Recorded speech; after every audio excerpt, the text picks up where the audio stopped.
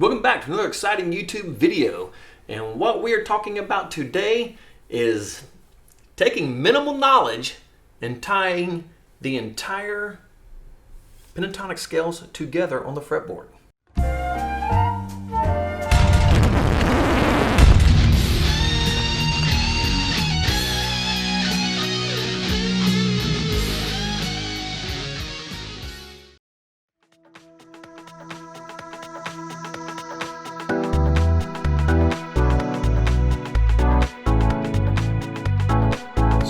Asking yourself, what the hell do you mean by minimal knowledge?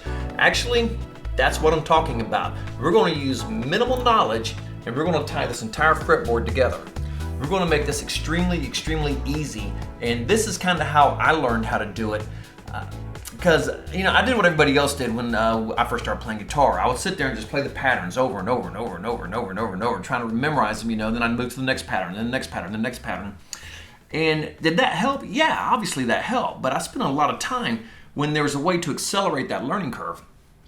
So, and this is actually what this channel was set up for originally.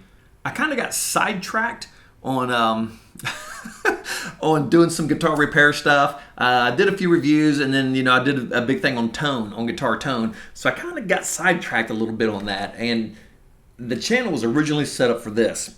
And basically, it's cheats, tips, and tricks. These are, I'm not going to say ways to cheat through the guitar, but cheats to help you get moving faster through the guitar. That was the original purpose of this channel. And so I was actually ready to put up some different videos. And I thought, you know what, I need to get started, so let's go ahead and get started. We are doing the Minor Pentatonic Scale, and we're going to move through this thing, and this is going to be seriously cool. And hopefully this ties it all together for you with minimal knowledge and minimal effort, to where you start seeing the bigger picture and you start thinking, oh, shit, I understand now. Now I get it. So that's kind of the goal of this video. So here we go. We are going to be starting on the C minor pentatonic. Remember, don't remember, regardless, I'm down a half step. I am tuned down a half step. I am coming through from said guitar to said Kemper, through said speaker, out into the room mics. I don't like to run direct because, I don't know, I just don't like to run direct. As you can see, I got, recording audio. You think I just plug up and go, but I just like doing it this way. It just makes me feel better, and that's all that matters. So here we go. Oh, by the way, real quick before we get started, this is my 80s tone that I am working on. Somebody called and asked me if I'd do a video on how to build a good 80s tone, so I got on my Kemper. And building it on a Kemper is the same premise as building it on an amp, except I don't have to keep buying a bunch of stuff to add to it because it's all built into my Kemper. So it does make it a little easier. But I'm actually working on my, this is my 80s tone that I think, and it's going pretty good actually.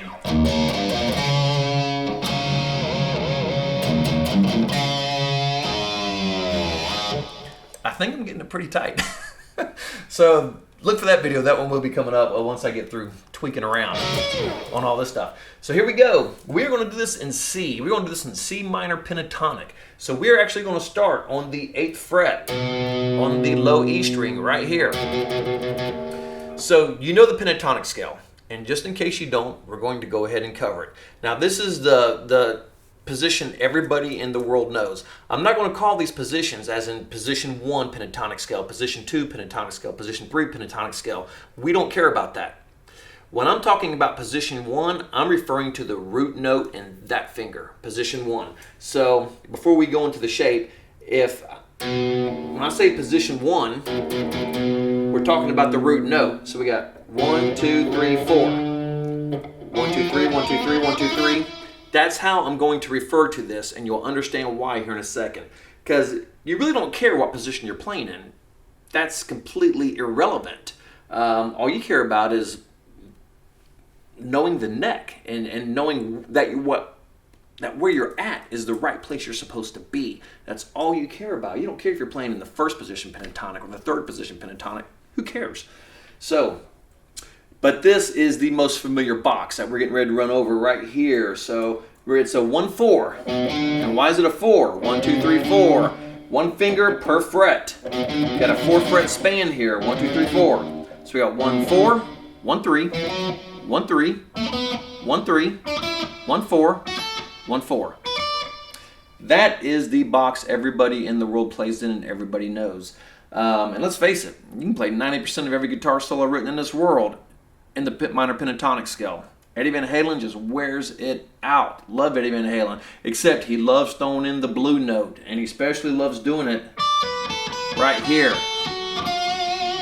Loves throwing in that blue note right there. Different video for a different time.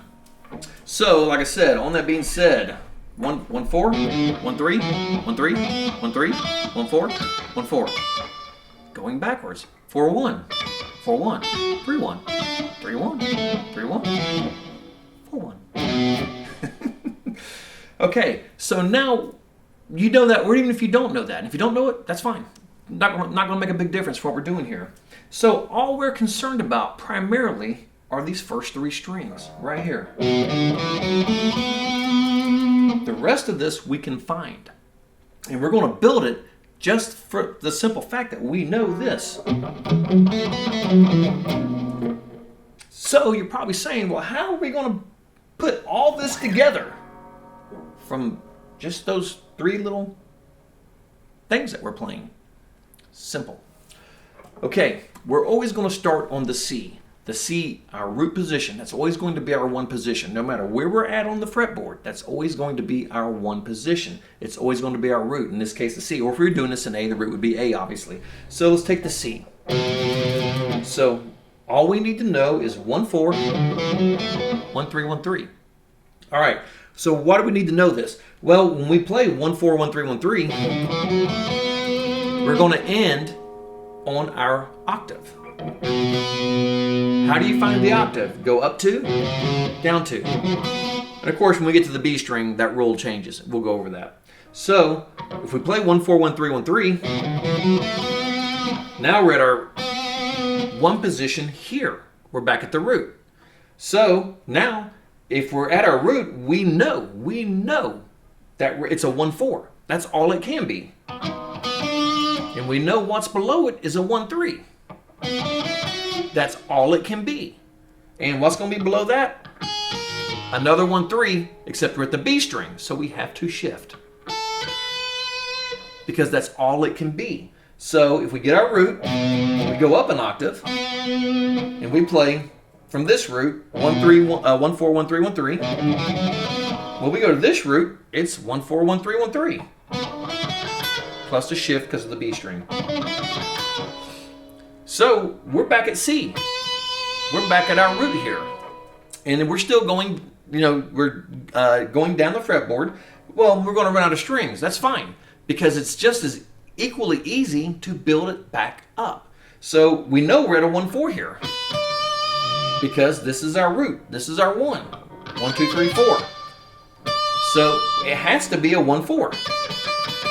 Well, below it has to be a 1 3. It can't be anything but that. So we know this. Okay, here's the cool thing.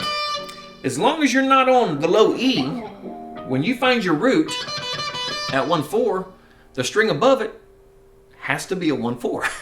It's not complicated. But remember, you have to shift backwards because we're on the B string here. So from here, and guess what's above that?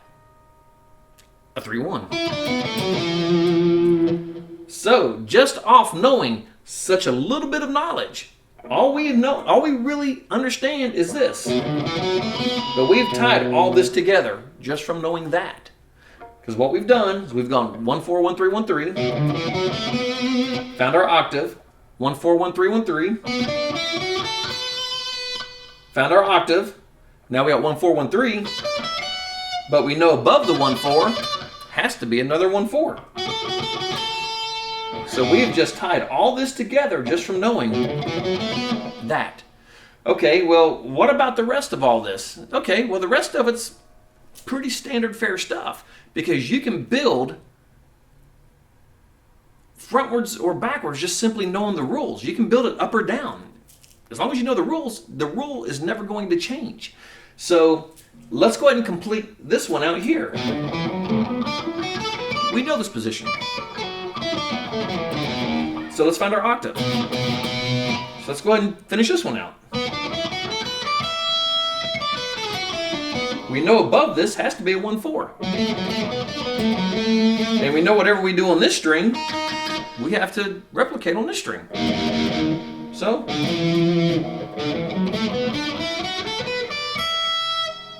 that's the position.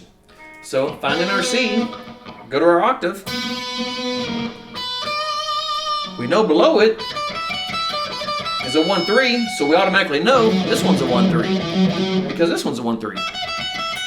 And we know we got a 1/4, so the one above it has to be a 1/4. That means the other ones are 1/3s. Okay, so we're back at this C now. So now we're going to do just following our simple rules. 1/4, 1/3, 1/3. Okay, so we get to here and you're like, okay, now is this a 1/3 or 1/4? The next string down. Well, if you refer back to where we started, back on our top root note, one position, 1/4, 1/3, 1/3, 1/3, 1/4. So we got 3 1/3s under it. Okay, cool. So if we're starting the C here, we got to have 3 1/3s under it. 1/4, 1/3, 1/3, 1/3, 1/4. Oh, I think I played the wrong thing there. And since this is a 1/4, we got to have a 1/4 above it. And that's what we played down here on the E. All right.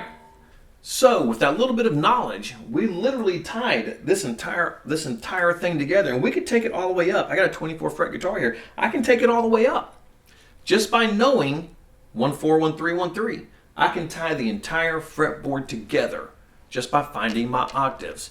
One more time, real quick. How do we find octaves? I only want to go over this again because we got the transition from the B. So let's just do it at the A minor.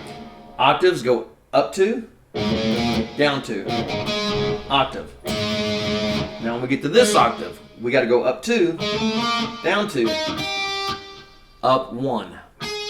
Because we have the transition at the B because of the tuning change. Everything else is in fourths except for right here, that is not in a fourth. So now we got that extra step. So it's up 2, down 2. When we're transitioning across the B, it's up 2, down 2, up 1. So you got boop, boop, boop. So if you remember the pattern, then you can find the octaves. All you need to know is your root note. Now you know how to find all the root notes. And as long as you remember 1/4, 1/3, 1/3, you can tie everything else together easily. If you have a 1/4, no matter where you're at, unless you're on this E string, you've got a 1/3 below it.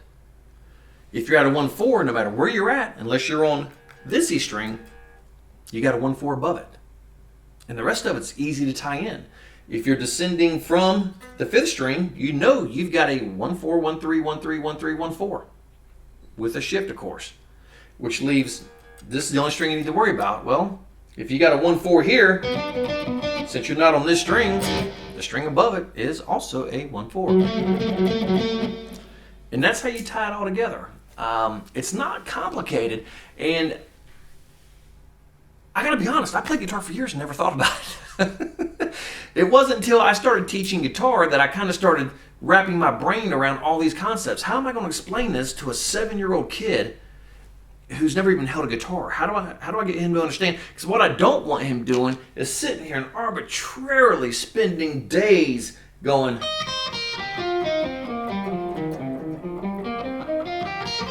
And besides, I absolutely hate that sound. When you're working on scales, that's the worst sound in the world. That is the most boring sound in the world.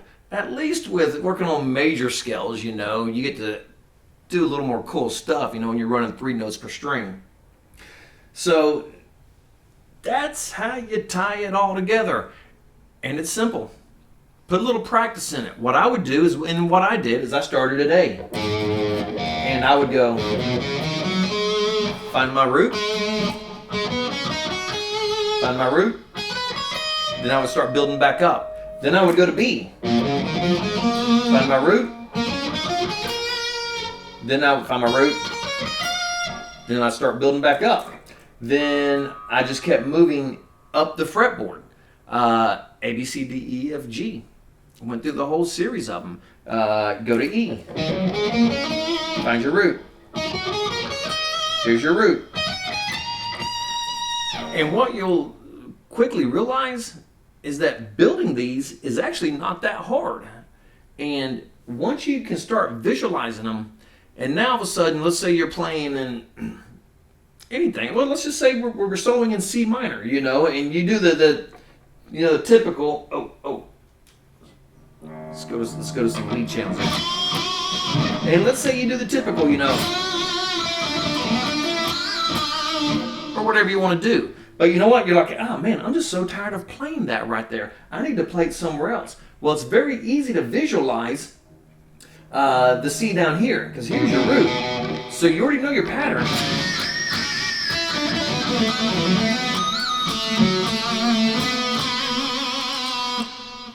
And we're still in C minor pentatonic. Okay, so, you know, what if we want to do it, you know, here, you know?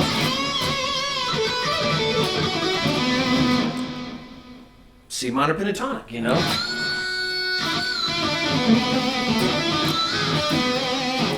C minor pentatonic. C minor pentatonic. It's just so easy. Once you know where those roots are, the rest of it just kind of falls into place. And now when I'm soloing, you know, I'm not stuck right here, you know, just doing what, you know, whatever the licks I want to do, you know. Now I can kind of move around and make this look a little, you know, and make it look a little cooler, because now I've got room to move. So, on that note, I hope this helps you tie everything together on the pentatonic scales. If you think about this and put a little work into it, I promise you this is going to be very, very, very easy for you to understand, and very easy for you to start tying this entire neck together. And like I said, I would do it by positions. A, I would, you know, and I'd go through 3 or 4. Hell, just run through all 5. B, 5. C, and the cool thing about it is that's also going to help you learn the notes of the guitar, because you're going to start learning where all these octaves are all over the place of the pentatonic scale that you're playing in. So it's kind of a win-win all the way around. So hopefully that helps you out. If you have any comments, put it down in the comments section. If you have any questions, put it down in the comments section. If there's anything you guys would like to know or like to see, drop it into my comments section. Everything in this world revolves around my comments section, apparently. Drop it in the comments section, and I will do my best to get to it, whatever it may be. I just don't want to go out and like repossess cars and shit like that. I just don't want to do that. But if it's music related, drop me a line and I'll see what I can do to get that resolved for you. So I hope that works. Got some really cool videos, and actually the next video coming up will be expanding more on what we just went over. And you're like, well, how the hell can we expand more onto that? Easily. The original name of this channel was going to be Cheats, Tips, and Tricks, with a big emphasis on the cheating part. So we're going to start adding in some really cool minor scale work into the pentatonic scale. It'll be a cool video. You'll like it. Makes it sound fantastic. So until then, keep that guitar in your lap, strapped around your neck, play hard, and rock hard.